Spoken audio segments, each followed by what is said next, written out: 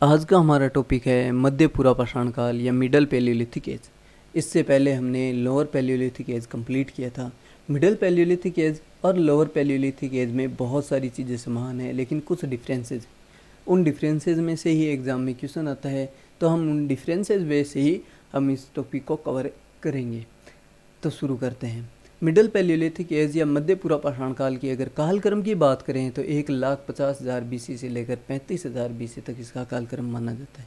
इसी के समकालीन यूरोप में क्या थी, मस्तूरियन संस्कृति हुआ करती थी, इसलिए इसको मस्तूरियन संस्कृति के नाम से भी जानते हैं। इस समय क्या क्या डिफरेंसेज आए, दो प्रकार के डिफरेंसेज आए, एक टूल्स में यानी उपकरणों में और दूसरा जलवायु यानी क्लाइमेट में। तो पहले हम टूल्स पर बात करते हैं। तो इस समय जो मानव था, वो ह्यूमंस थे, वो अभी भी शिकार पर डिपेंड किया करते थे और इसके लिए पत्थर के औजारों को काम में लिया करते थे। अब पत्थर के औजारों में थोड़े चेंजेज आए। कैसे चेंजेज आए कि लोअर पैलियोलिथिक एज में जो पत्थर थे यानी जो औजार थे वो किससे बनते थे, पत्थर के कोर से बनते थे। कोर वह भाग होता है जो पत्थर टूटने में बड़ा भाग होता है, उसको कोर कहते हैं, और जो टूट के गिरने वाले छोटे भाग होते हैं उनको क्या कहते हैं, फलक। लेकिन इसमें क्या है, इस काल की विशेषता ये है कि फलक भाग से क्या बने थे, टूल्स बने थे, इसलिए इसको फलक संस्कृति के नाम से भी जाना जाता है। इस समय हड्डियों से भी टूल बनाए गए थे।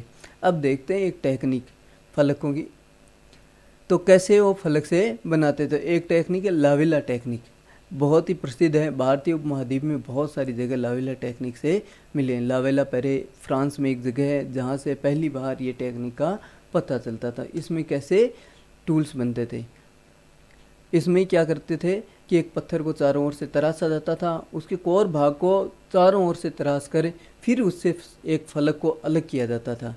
ये कछुए के सेल के जैसा होता था, इसलिए कछुआ सेल या टटर सेल टाइप के भी उपकरण कहे जाते हैं इनको।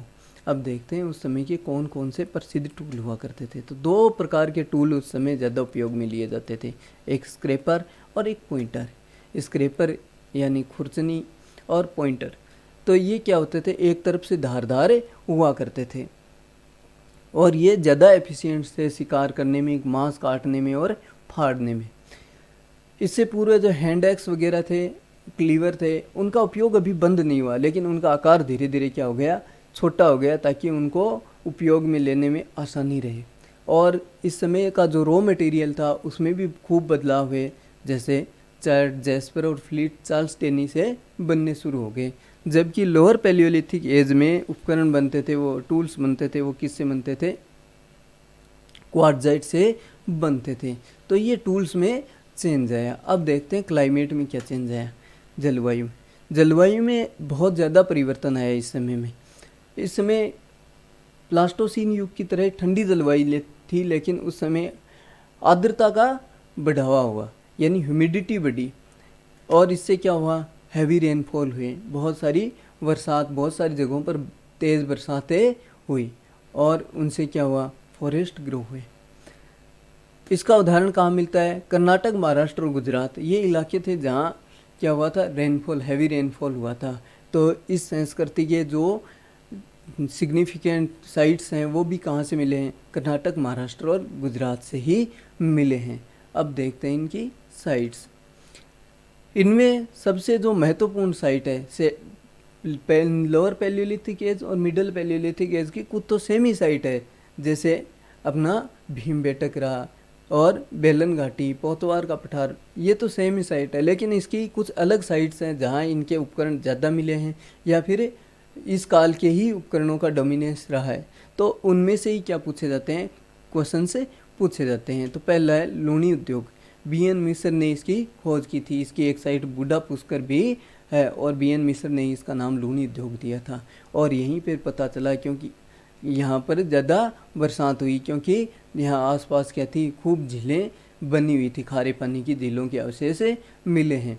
इससे पता चलता है कि उस समय क्या होता था, क्लाइमेट कैसा था, आर्द्र था। इसके अलावा है महाराष्ट्र का नेवासा, बहुत ही इम्पोर्टेंट है। उत्तरी भारत का जो उद्योग है इस समय का, वो क्या, लूनी उद्योग है, और प्रायद्वीपीय भारत का जो उद्योग है उसे क्या कहते हैं, नेवासा उद्योग कहा जाता है। और HD सांकलियन ने इसकी खोज की थी। पाटने और चिरकी के अन्य एग्जाम में पूछे गए हैं पाटने और सिरकी। इसके अलावा पाकिस्तान के पोतवार पठार में झेलम नदी किनारे संगोह की गुफा भी इसकी मुख्य साइट है। हालांकि ये पाकिस्तान में है, इसलिए एग्ज़ाम में एक दो बार ही पूछी गई है, ज़्यादा इसको पूछा नहीं जाता है। Thank you. अगले जो वीडियो है उसमें हम अपर पैलियोलिथिक एज या उच्च पुरा पाषाण काल को कवर करेंगे।